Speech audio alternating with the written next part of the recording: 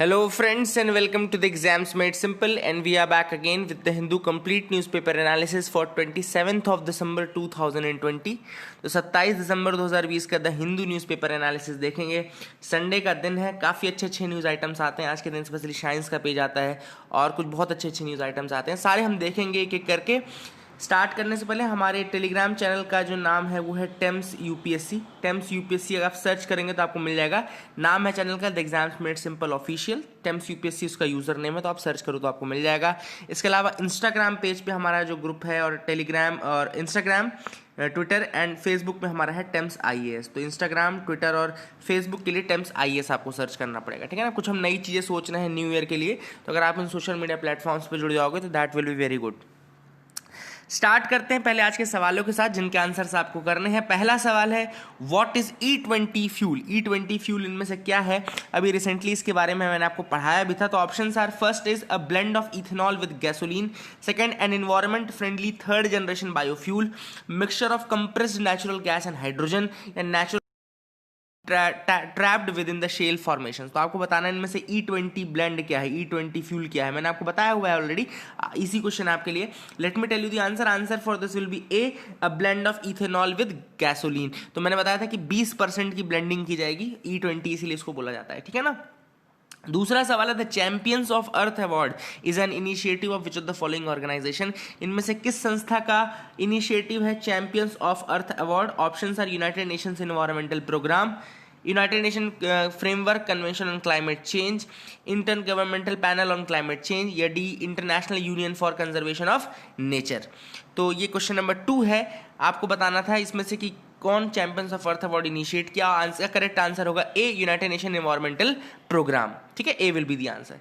तीसरा सवाल है which of the following cities fall on the India Myanmar Thailand trilateral highway. तो India Myanmar Thailand trilateral highway में इनमें से कौन कौन सी सिटीज पड़ती हैं? पहला है मोरे, दूसरा है मैंडले, तीसरा है मायसोत। आपको बताना है इनमें से कौन कौन सी cities India Myanmar Thailand trilateral highway में पड़ती हैं। तो let me tell you the answer for this.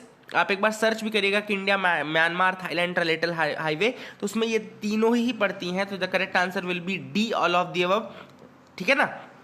अब आपके लिए सवाल ये है कि ये मोरे कहाँ पर है, मोरे कहाँ पर आता है, मैंडले कहाँ पर आता है, और मायसोत कहाँ पर आता है, ठीक है ना। तो this is the question for you people, please do tell me the answer for. आगे मूव करते हैं अब न्यूज एनालिसिस पार्ट की तरफ। तो farmer unions to resume talks. अब फार्मर यूनियंस ने अपने 4 बेसिकली एजेंडाज दिए हैं। They have given 4 basic agendas जिनके बारे में वो बात करना चाहते हैं, ओके। अब उनके कौन कौन से एजेंडाज हैं? पहला एजेंडा है कि फार्म लॉस को रिपील करो, आप हटाओ, फार्म लॉस को हटाना। This is the first agenda they are talking about, take away the farm laws, इनको आपको हटाना है। दूसरा है the agenda includes the amendment to be made and notified in the commission for the air quality management in national capital region and joining areas ordinance 2020। तो एक ordinance आया था, commission for the air quality management in national capital region and adjoining areas ordinance 2020 to exclude farmers from its penal provisions and changes to be made. तो जो penal provisions लगाए गए हैं commission for the air quality management in national capital region and adjoining areas ordinance 2020 के according, तो क्या हुआ था उसमें फार्मर्स को भी इंक्लूड कर लिया गया था कि मतलब आपकी कोई भी एक्टिविटी अगर पोल्यूट करती है एनवायरमेंट को तो पीनल प्रोविजंस लगाए गए थे।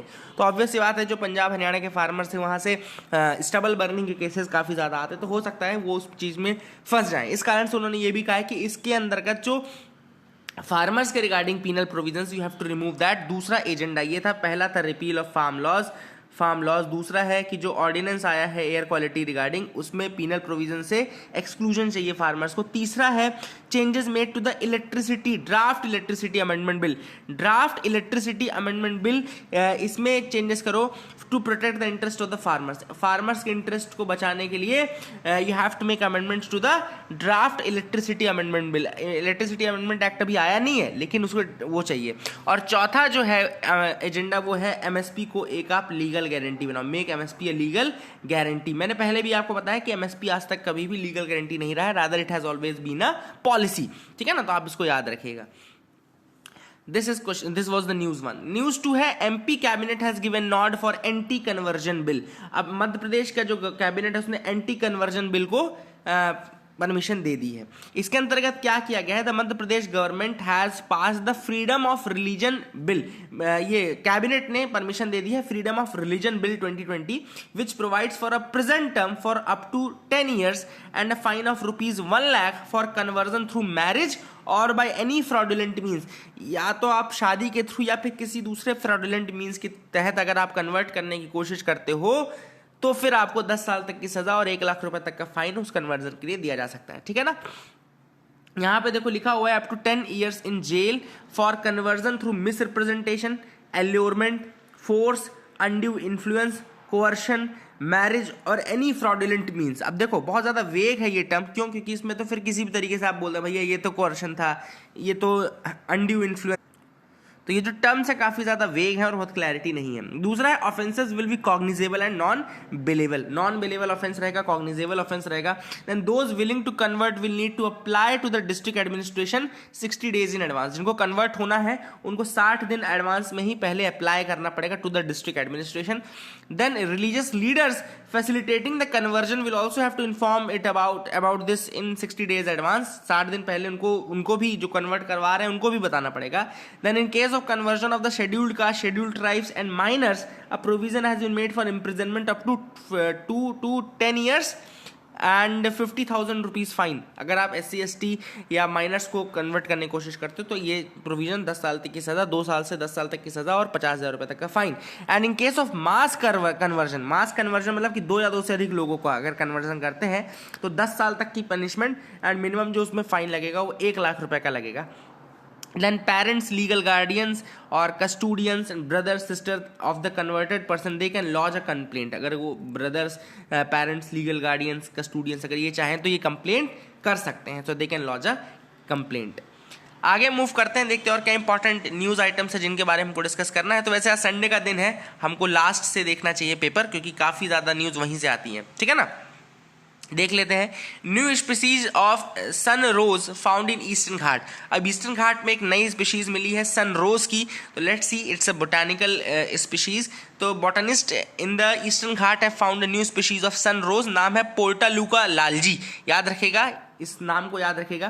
क्या आप आपसे पूछ सकते हैं पोर्टुल्यूका लालजी क्या है, व्हाट इज दिस पोर्टुल्यूका लालजी? अगर आपसे इस तरह से पूछ लिया तो आपको याद होना चाहिए कि ये क्या है, बेसिकली एक स्पीशीज है। किसकी स्पीशीज है? सनरोज की स्पीशीज है which is has been found in the Prakasam district, Andhra Pradesh में मिला है। प्रकाशम डिस्ट्रिक्ट आंध्र प्रदेश में ये मिला है और ईस्टर्न घाट वाले पार्ट में। आपके लिए एक बेसिक सवाल पूछ लेता हूं मैं, वो यूपीएससी मेंस में भी आ सकता है, प्रीलिम्स में आ सकता है, कि western Ghats versus eastern Ghats, मतलब आपको बताना है कि वेस्टर्न घाट्स और ईस्टर्न घाट्स में क्या डिफरेंस है और कौन सा ज़्यादा ब्रॉड है, कौन सा कम है, कौन सा ज़्यादा कंटिन्यूअस है, कौन सा डिसकंटिन्यूअस है, ये सारे करके आप मुझे बताओ, ठीक है ना। ठीक है ना। इसमें फीचर्स क्या क्या है? इसके फीचर्स है tuberous root, no hair in its leaf axils, reddish pink flower, prolate shaped fruits and copper brown seeds without lustre. ये इसके अलग अलग फीचर्स हैं, याद रखिएगा। Tuberous root, no hairs in the leaf axils, a reddish pink flower, prolate shaped fruit, copper brown seeds without lustre. These are the morphological features, यानी कि physical features है बेसिकली जो डिस्टिंग्विश करती हैं इस स्पीशीज को दूसरे स्पीशीज से, ठीक है ना। पोर्टुल्यूका की ही दूसरी स्पीशीज भी हैं, तो पोर्टुल्यूका क्या है? जीनस है। ये भी आपको याद रखना है कि ये जो पोर्टुल्यूका लालजी अपन ने लिखा तो उसमें जो पोर्टुल्यूका शब्द है वो उसका जीनस है। This is a very important term, आपको याद रखना है, ठीक है ना। तो पोर्टुल्यूका लालजी में पोर्टुल्यूका जो था उसका वो जीनस था, लालजी उसकी स्पीशीज है। और स्पीशीज में उसके अंदर क्या क्या इसके मॉर्फोलॉजिकल यानी कि फिजिकल फीचर्स क्या क्या है? तो उसकी फिजिकल फीचर्स है tuberous root, no hairs in the leaf axils, a reddish pink flower, prolate shaped fruit, copper brown seeds without lustre. ये सारी चीजें आप अपने नोट्स में ऐड भी कर लो जो मैंने अभी बताई, एंड आई होप आपको ये याद रहेगी। ईस्टर्न घाट प्रकाशम डिस्ट्रिक्ट में ये फाउंड हुई है, इसको याद रखिएगा। आगे मूव करते हैं, देखते हैं और क्या इंपॉर्टेंट न्यूज आइटम्स है जिनको हमको डिस्कस करना है। You can move with me. यहाँ पे आर्या राजेंद्रन के बारे में मैंने कल आपको बताया था, 21 year old BSc mathematics student, saints college जो की हैं, एंड हो सकता है कि ये 21 साल की उम्र में मेयर बनने चली हैं। और अगर CPIM ने इनको मतलब अपनी तरफ से नॉमिनेट कर दिया, तो फिर ये she will be the youngest in that regard, है ना, यंगेस्ट हो जाएंगे अपने रिगार्ड में, तो that is the important thing. आगे मूव करते हैं, यहाँ पे एक न्यूज़ है क्यूजीन मैटर्स। अब यहाँ पे लिखा है study has now found that in the bronze age, जो कि 3000 BC से 1200 BC तक चली, bronze age which was from 3000 BC to 1200 BC, it found that Asian species of turmeric and fruits like banana they had reached the Mediterranean. तो अभी ये पता चला है एक रिसर्च में कि ब्रॉन्ज एज के टाइम में, मतलब कि 3000 BC से 1200 BC टाइम पीरियड में एशियन स्पीशीज जो टर्मरिक की हैं एंड फ्रूट्स लाइक बनाना है, they have reached the Mediterranean more than 3000 years ago. मतलब कि this shows that long distance trade was active even then. तो ब्रॉन्ज एज में भी लॉन्ग डिस्टेंस ट्रेड जो था वो एक्टिव था, ये प्रूव करता है, क्योंकि इंडियन एशियन स्पीशीज जो टर्मरिक की हैं और बनाना की हैं, they were found in the Mediterranean region. तो ये रिसर्च से पता चला है कि उस समय पे भी ब्रॉन्ज एज के टाइम में भी मतलब कि लॉन्ग डिस्टेंस ट्रेड हुआ करता था। आगे में मूव करते हैं, देखो यहाँ पे लिखा है स्टेलर फ्लेयर्स। अब ये स्टेलर फ्लेयर्स क्या होता है? सोलर फ्लेयर्स होते हैं ना, सन से निकलने वाले फ्लेयर्स, वैसे ही स्टेलर फ्लेयर्स क्या होते हैं?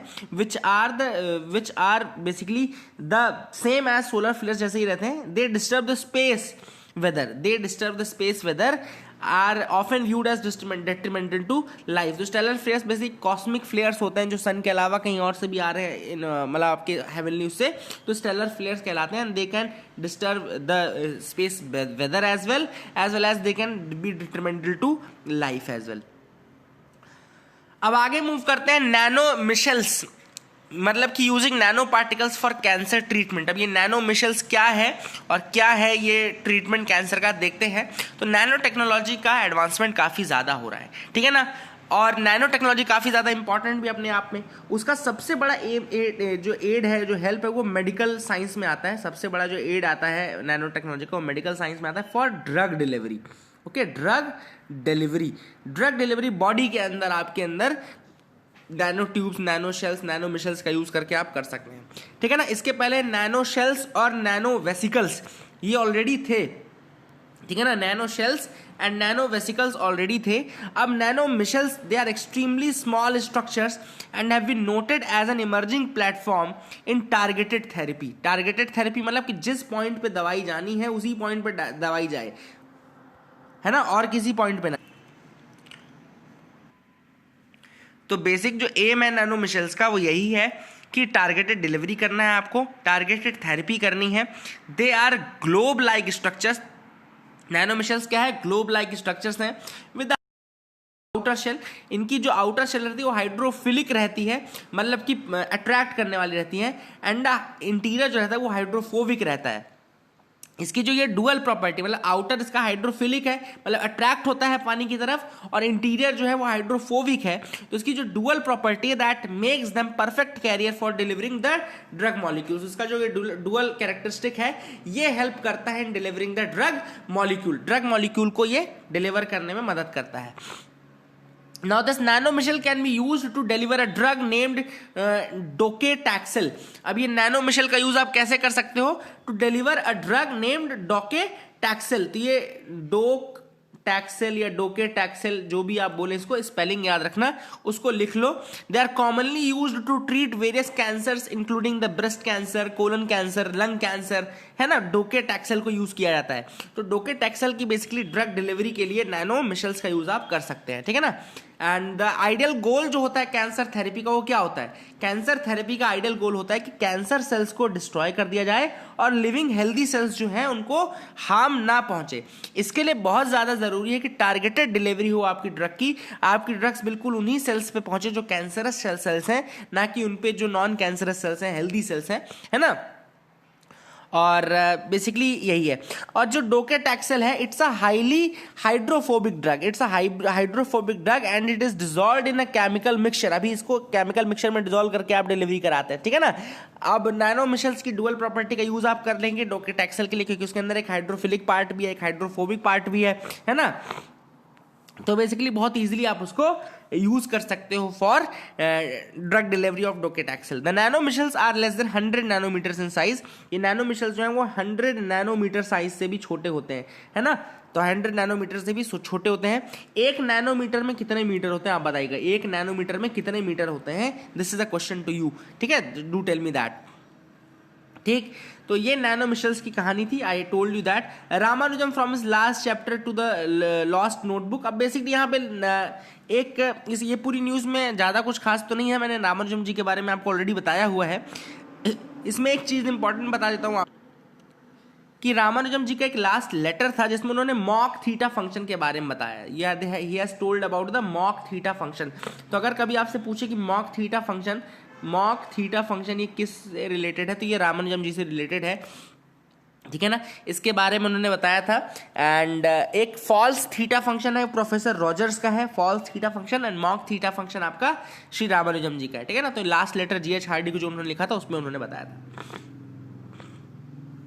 अगली जो न्यूज़ है वो है इंडिया एंड इट्स नेबर्स। अब देखो यहाँ पे तीन इश्यूज बताए गए हैं इस आर्टिकल में कि अभी जो रिसेंटली देखने को मिले हैं। पहला है कि कोविड-19 पैंडेमिक, दूसरा है एग्रेसिव चाइना, एंड तीसरा है जो नेबरहुड है हमारा सार्क और जो मेंबरशिप है उसके साथ किस तरीके से इंडिया ने अभी डील किया है। सबसे पहली चीज़ हम कोविड-19 का देखें तो इंडिया की जो रैंक है कोविड-19 में वो सेकेंड है after USA. Number of cases बहुत ज़्यादा है, ठीक है ना। लेकिन इसके अलावा इकोनॉमिक जो हिट हुआ था हमें इकोनॉमिक हिट भी बहुत ज़्यादा हुआ। अगर आप देखा जाए अगर आपके द्वारा कि जो कोविड-19 के इम्पैक्ट इकोनॉमिकली वो सबसे ज़्यादा इंडिया पे पड़ा, ठीक है ना। लेकिन हमारे यहाँ फार्मास्यूटिकल और ड्रग्स एंड वैक्सीन का काम भी बहुत अच्छा चलता है, इसलिए हमारे यहाँ जो रिकवरी हुई है वो भी सारी कंट्री से ज़्यादा हुई है, बहुत ज़्यादा अच्छी रिकवरी देखने को मिली। इसके अलावा सार्क के साथ अगर आपने देखा हो तो इंडिया ने प्रपोज किया कोविड-19 का पैकेज प्रपोज किया, जिसमें इंडिया खुद half of the $20 million fund खुद वही प्रोवाइड करने वाला है इंडिया। देन इंडिया ने सीरीज ऑफ सार्क कंट्रीज की मदद भी की इंडियन ओशन रीजन में भी, फूड सप्लाई करने में, मेडिसिन सप्लाई करने में, प्लस जो इंडियंस बाहर फंसे हुए थे उनको वंदे भारत मिशन के थ्रू उनको स्ट्रैंडेड इंडियंस को बाहर से लेकर के भी आए, ठीक है ना। एंड इसके अलावा अभी आपने मिशन सागर हमारा देखा ही होगा, मिशन सागर 1, मिशन सागर 2, मिशन सागर 3। तो इसके तहत हमने बेसिकली बहुत सारी कंट्रीज़ की हेल्प भी की, है ना। रिसेंटली हमने वियतनाम की हेल्प की है, ठीक है ना। तो ये एक बहुत इंपॉर्टेंट इनिशिएटिव जो कि इंडिया ने कोविड-19 के टाइम पे लिया था, ठीक है ना। फिर सागर का फुल फॉर्म तो पता है ना, security and growth for all in the regions, है ना, security and growth for all. अब आगे अगर देखा जाए तो चाइना ने बहुत ज़्यादा इम्पैक्ट डाला हमारे ऊपर ज़रूर। क्यों? चाइना ने अभी पिछले 45 सालों में सबसे वर्स्ट अटैक किया है, अगर आपने देखा हो कि जिसमें कैजुअलिटी हुई है लगभग 20 इंडियंस की, उसमें हमारे शहीद भी हुए, जवान जो थे उनकी शहीदी भी हुई, है ना। तो that was the thing which happened in this period as well. तो एक इंपॉर्टेंट इवेंट हुआ जिसमें हमारे रिलेशंस बहुत ज़्यादा ख़राब हो गए चाइना के साथ, है ना। तो बहुत ज़्यादा रिलेशंस ख़राब हुए। उसके बाद जो टेंशन्स थे वो इंडिया और नेपाल के बीच में भी हुई। इंडिया नेपाल के बीच में टेंशन्स कैसे हुई? क्योंकि नेपाल ने, आपने देखा हो कि नया मैप लेकर के आ गए, उसमें उन्होंने लिपुलेख और ये वाला पार्ट अपने उसमें दिखा दिया। इसके अलावा उन्होंने क्या किया कि बोला अयोध्या भी उन्हीं के यहाँ आता है, फिर उन्होंने बोला कि चाइना के पास जाएंगे, ये सब चीज़ें करेंगे। So these were the things which were happening. इसके अलावा चाइना और पाकिस्तान के बीच में क्लोजनेस चालू हुई। China and Pakistan became very close, है ना।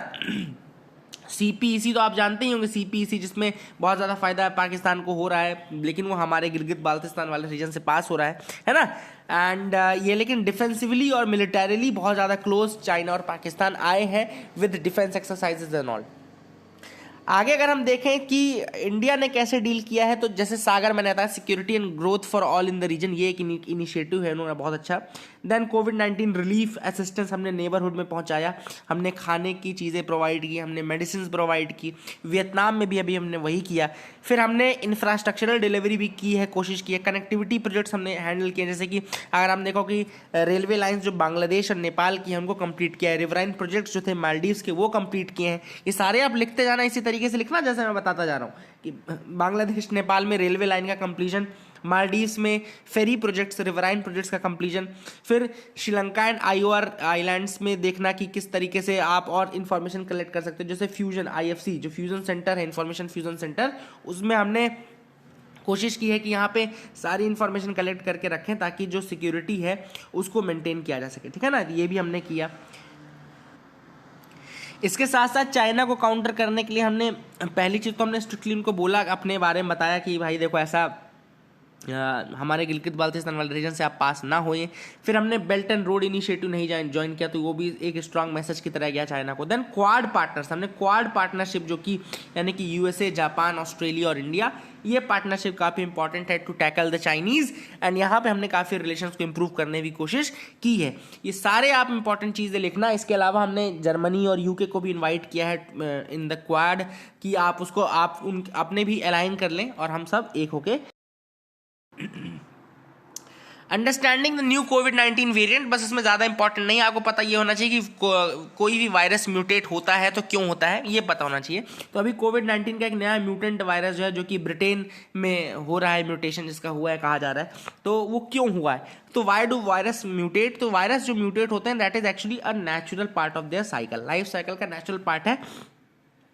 Once a virus latches to a host, it begins to replicate and make copies of itself. ये अपनी कॉपीज बनाना शुरू कर देता है, ये रेप्लिकेट होना शुरू हो जाता है। इस प्रोसेस में रैंडम एरर अराइज, कई बार क्या होता है इस रेप्लिकेशन में, कॉपिंग में कुछ एरर आ जाती है, and 1 or 2 protein molecules change, एक या दो प्रोटीन मॉलिक्यूल चेंज हो जाते हैं। ये क्यों होते हैं change? Because of the immune response, जो हमारी बॉडी का इम्यून रिस्पॉन्स है उसके कारण हो सकता है एक प्रोटीन चेंज हो जाए। अगर एक या दो प्रोटीन चेंज हो गया तो वही तो म्यूटेशन है। म्यूटेशन मतलब क्या, कि आपकी बॉडी का स्ट्रक्चर अंदर से इंटरनली चेंज हो गया तो उसका जेनेटिक कंपोजिशन चेंज हो जाता है। तो अगर एक या दो मॉलिक्यूल प्रोटीन के चेंज हो गए because of the immune response of the person, जो इन्फेक्टेड पर्सन है, तो फिर म्यूटेशन जो है वो नेचुरल है, ऐसा कोई और तरीका नहीं है। लेकिन सारे म्यूटेशन सिग्निफिकेंट नहीं होते हैं, ठीक है ना। लेकिन कई बार म्यूटेशन ऐसा हो जाता है कि वो उनकी लाइफ साइकिल को बढ़ा देता है, सर्वाइवल इंस्टिंक्ट को बढ़ा देता है और रेप्लिकेट करने को और फास्ट कर देता है। तो वही है कि इस बार जो बोला जा रहा है कि जो ये ब्रिटेन वाला है बहुत जल्दी फैल रहा है, बहुत ज़्यादा तेज, तो उसका रीज़न है कि वो रेप्लिकेट बहुत फास्ट होने लगा है बिकॉज ऑफ द म्यूटेशन, ऐसा माना जा सकता है। So that is the thing that आपको याद रखनी है, इंपॉर्टेंट है, ठीक है ना। India set to become the 5th largest economy in 2025। Actually हुआ ये था कि हम 5th लार्जेस्ट ऑलरेडी बन गए थे यूके को पीछे करके, लेकिन अब हम फिर से पीछे हो गए यूके से, और हो सकता है कि 2025 में हम दोबारा से 5th लार्जेस्ट इकोनॉमी बन जाएं। अब देखो 5th लार्जेस्ट बन जाएंगे तो मतलब कि हमारे आगे 4 कंट्रीज और रहेंगी, तो वो 4 कंट्रीज कौन कौन सी ये आप जान लो। अभी सबसे आगे है यूएसए, फिर है आपका चाइना, ठीक है ना, फिर आपका जर्मनी, फिर है आपका जापान, ठीक है ना। तो ये भी आपको याद रखना है कि जो पहले जापान है फिर जर्मनी है, ठीक है, पहले जापान है फिर जर्मनी, इसको लिख लो, USA, China, Japan and Germany, ये इस तरीके से ऑर्डर है। और फिर अभी ब्रिटेन है और इसके बाद इंडिया आ रहा है, 6th में अभी इंडिया आ रहा है। 2025 में हम ब्रिटेन को पीछे करेंगे, 2027 में हम जर्मनी को पीछे करेंगे, 2030 में हम जापान को पीछे करेंगे, 2030 में इंडिया 3rd लार्जेस्ट इकोनॉमी बन जाएगा। एक और इंपॉर्टेंट चीज़ कि चाइना जो है वो लार्जेस्ट इकोनॉमी बन जाएगा 2028 में, एज पर दिस रिसर्च 2028 में चाइना लार्जेस्ट इकोनॉमी बन जाएगा। तो ये अभी रिसर्च में आया है, that is an important thing, ठीक है। तो that is it for the day friends. आज न्यूज़ इतने ही थे, एडिटोरियल आज नहीं आते हैं, बट न्यूज़ आज के बहुत इंपॉर्टेंट रहते हैं। I hope you learn something. Thank you and have a nice.